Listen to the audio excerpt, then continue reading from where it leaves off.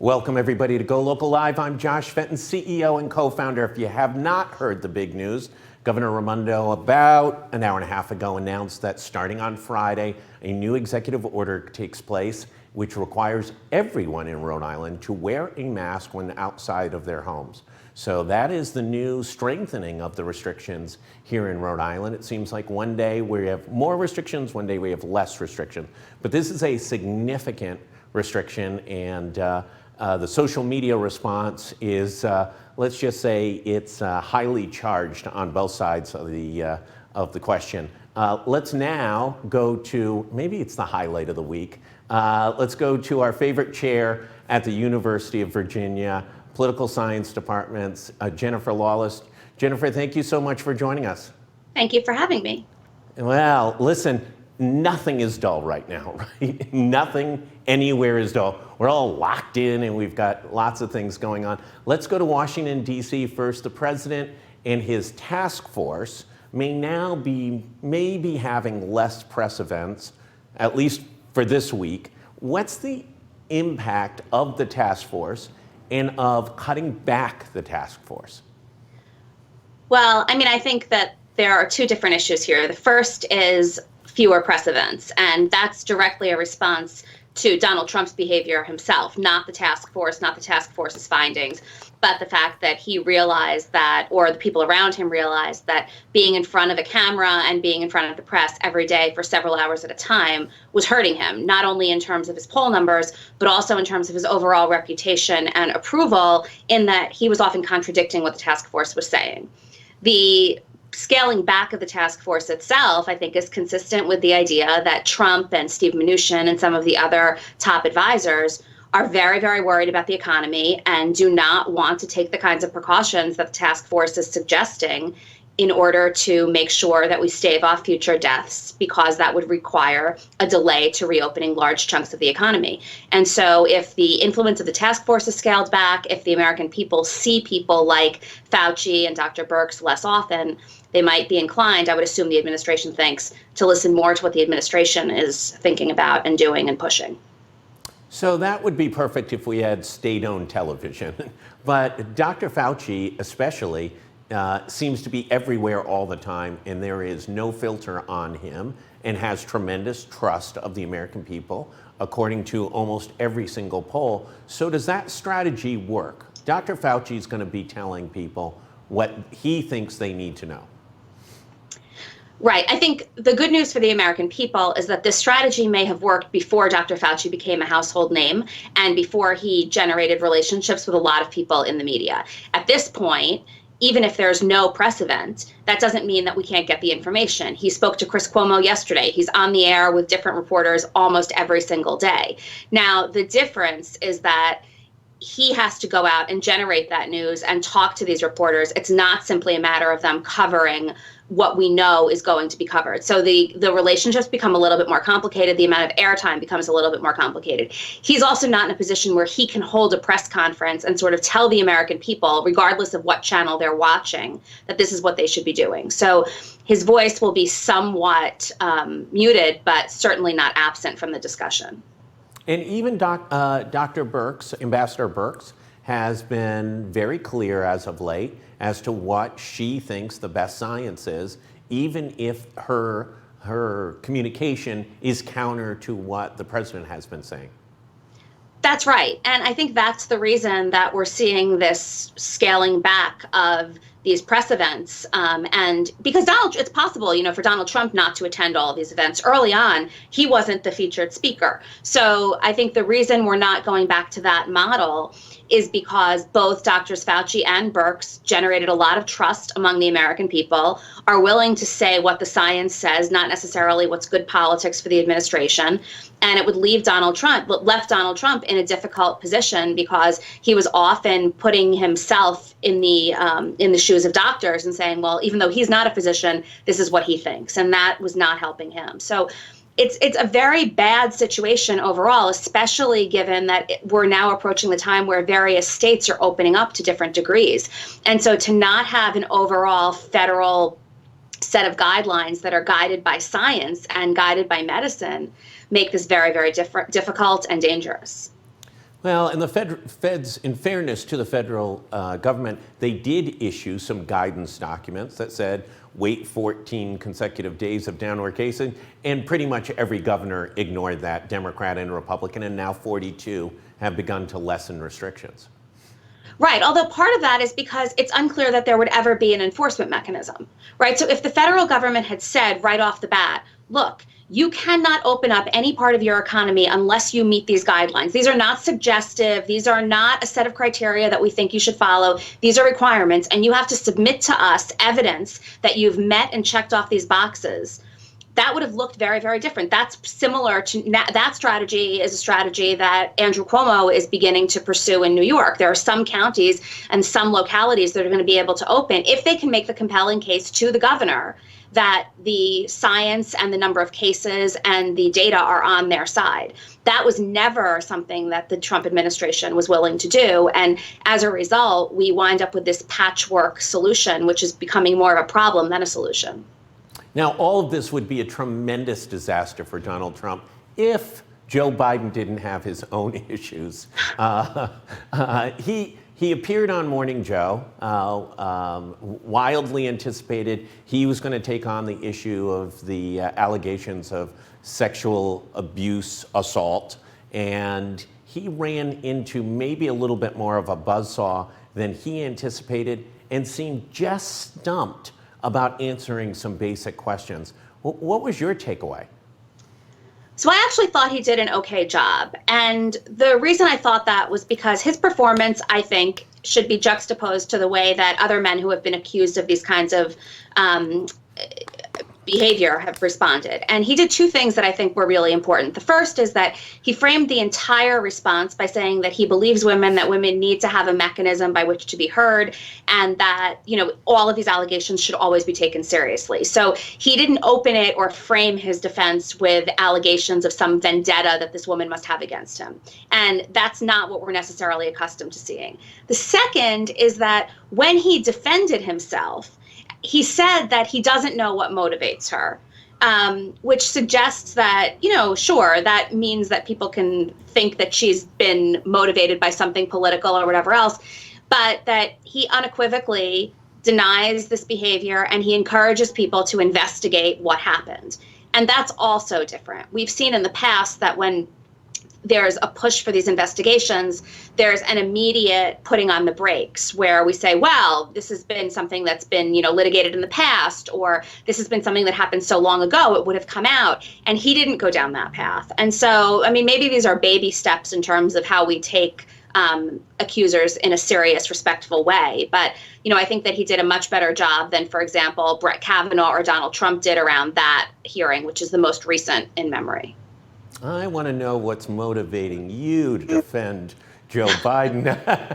Let me raise some questions, though. Instead of saying this never happened, I'm going to turn over every single document ever with her name anywhere on it that's at the National Archives, at the University of Delaware, in my garage, in my basement. All of these documents are going to be immediately turned over.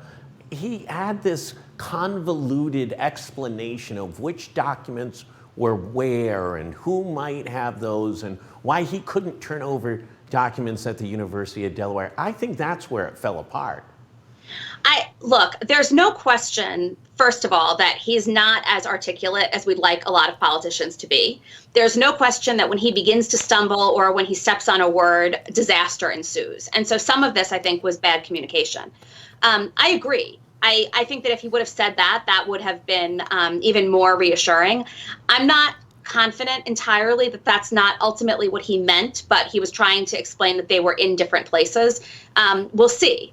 Ultimately, these are things that we're going to actually have answers to. We're going to know when people ask for this information if the University of Delaware and the National Archives say that they've been restricted and are not allowed to turn them over. And if that's the case, then we know that he wasn't telling the truth. In terms of, one other thing that I think is important here, though, is that we're talking about somebody who has actually been vetted quite a bit. So I think the confidence that he had in making those statements is largely in response to the fact that probably a lot of these documents have been poured through in relatively recent history, certainly when the Obama team, the transition team, was vetting him.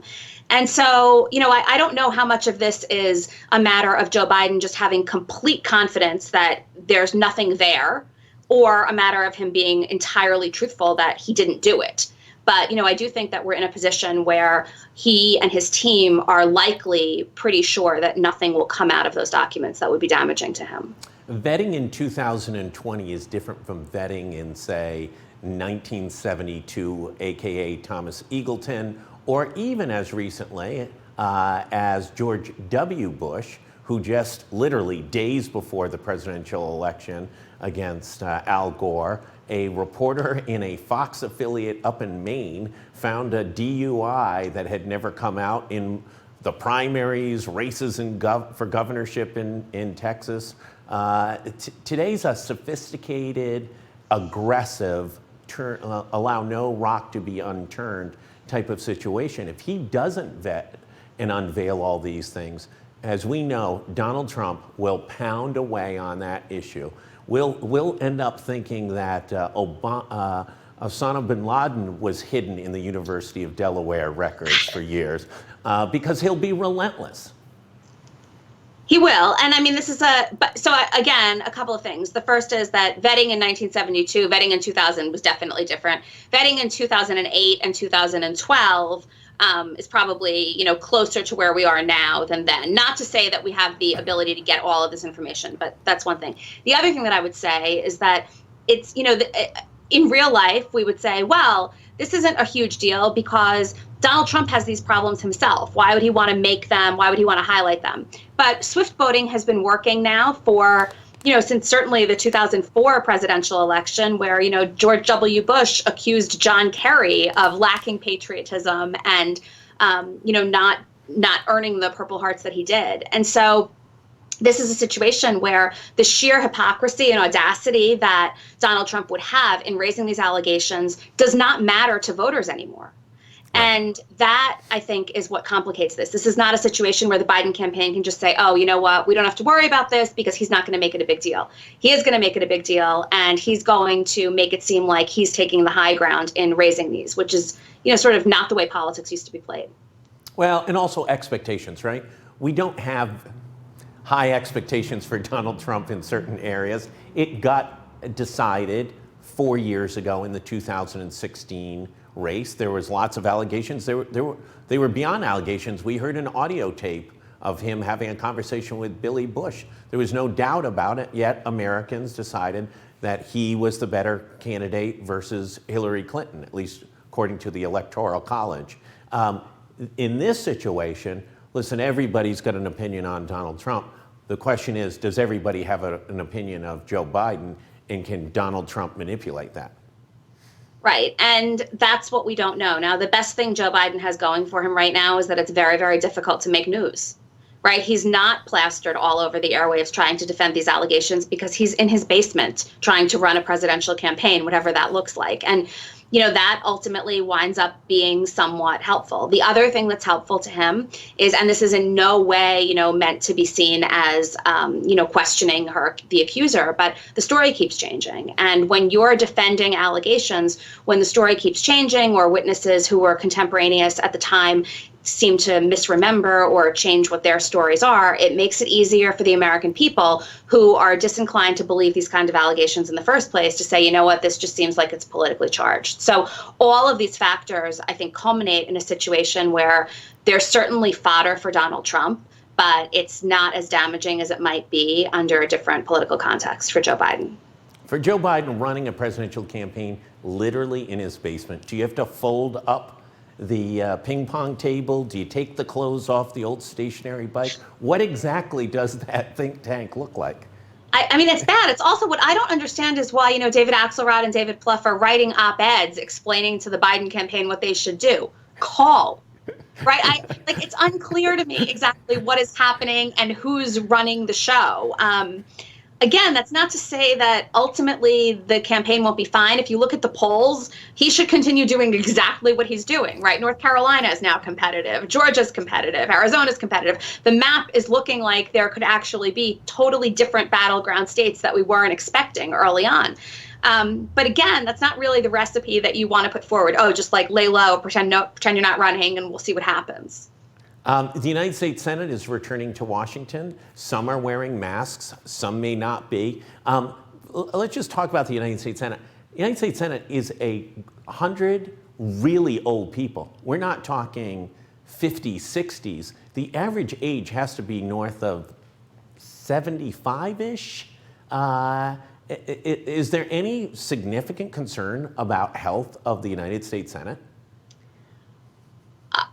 I think there should be. I think that what's really interesting is that many of these senators have told their staffs not to come back to Washington and have said that if we have to be here, that's one thing, but we're not going to jeopardize the health and ultimately the lives of the people who work with us. Many of them are wearing masks. There's social distancing in terms of how they'll be interacting and meeting and who will be allowed in to cast votes and things.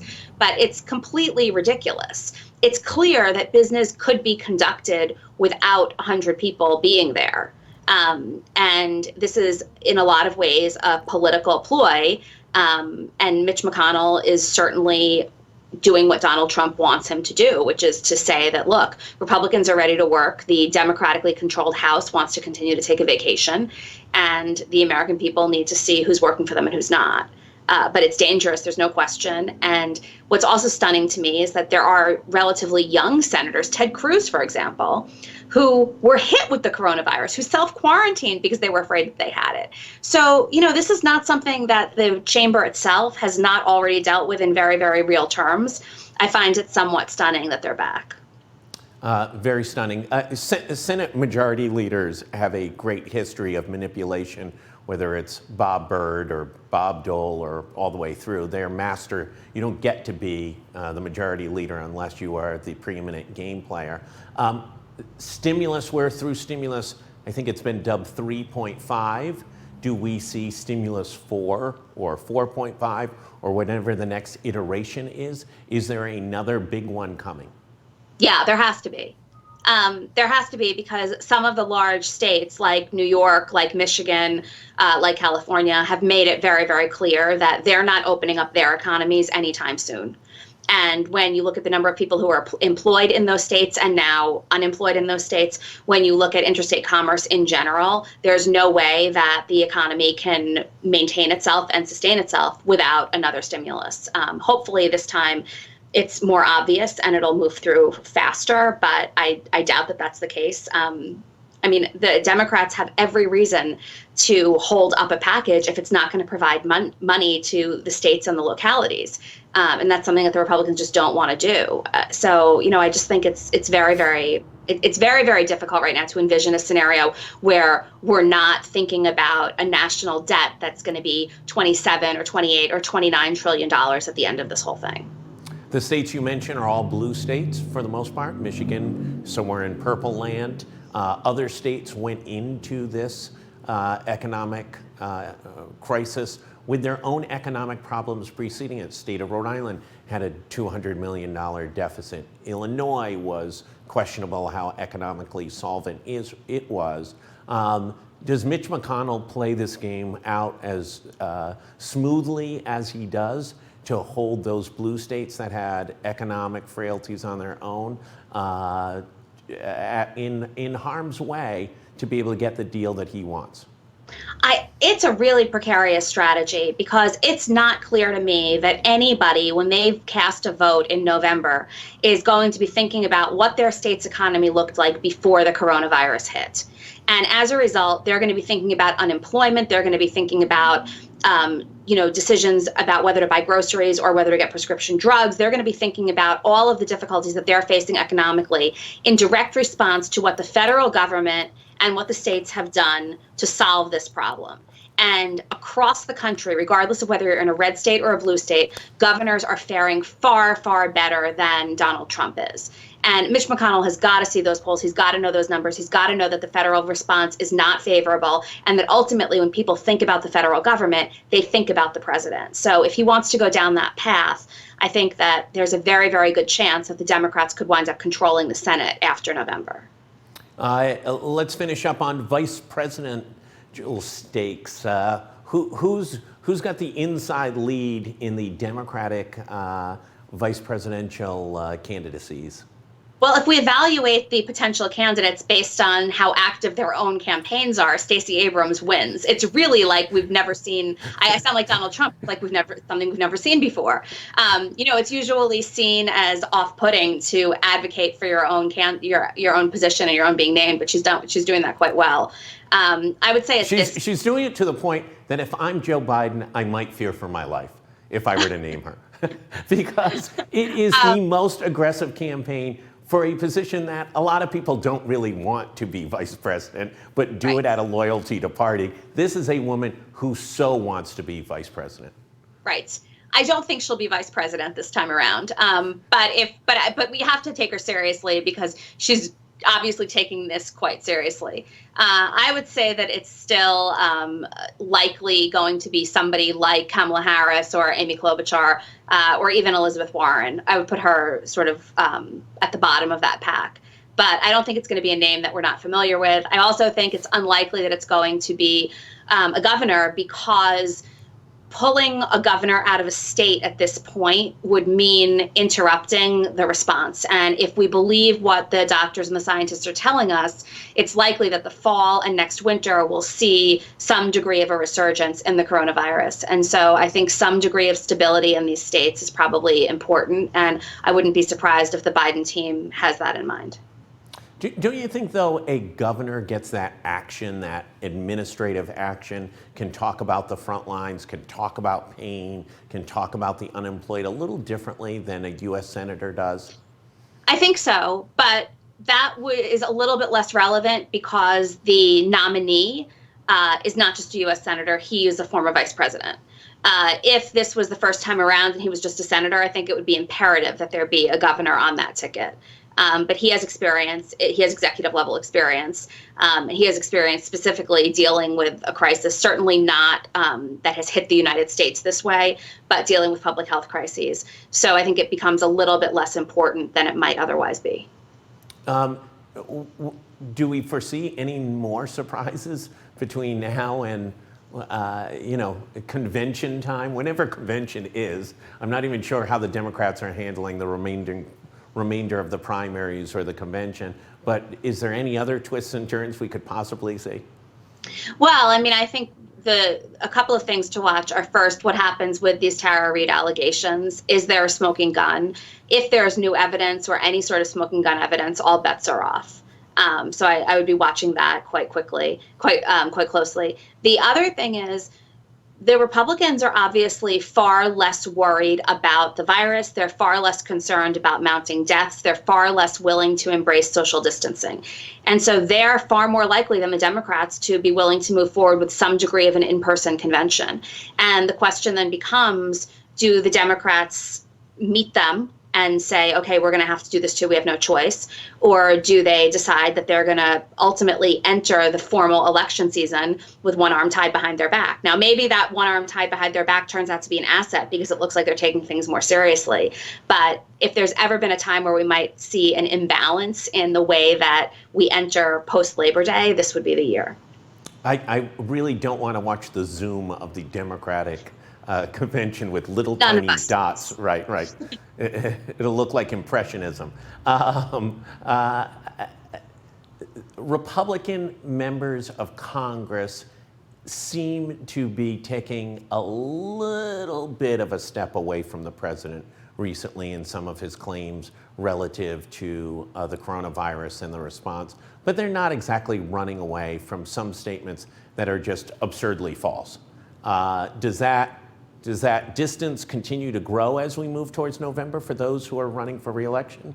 Or do they ultimately come back and fall in line because of his force of will? I think it depends if they are up for re-election or not in the Senate, for example. I also think it depends on what the polling in these states looks like.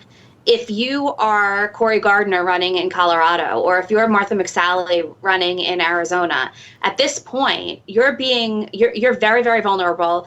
Going into this before the coronavirus hit, you were targeted, and there was a very good chance that you weren't going to get reelected. Embracing Donald Trump is not going to be the way that you ultimately win your reelection. And so, I think they have, and they're, two very conservative members of the Senate.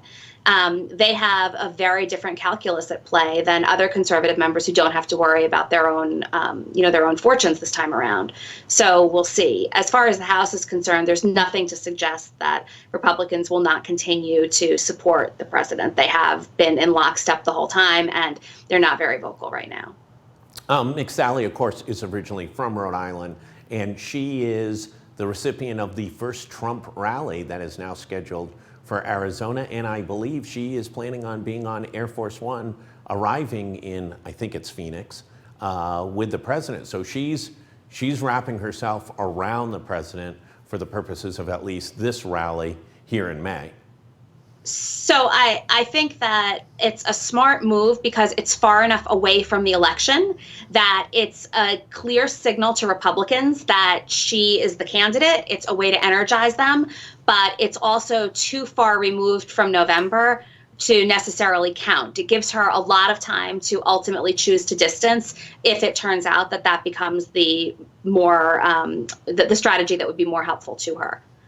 But Mark Kelly is incredibly formidable, a very, very compelling life story. McSally lost last time around. She lost right in this race. She lost to Kirsten Sinema. And so, and she embraced Donald Trump then. So we'll see. But, I think if we were placing bets, I would say that she's probably the first one out.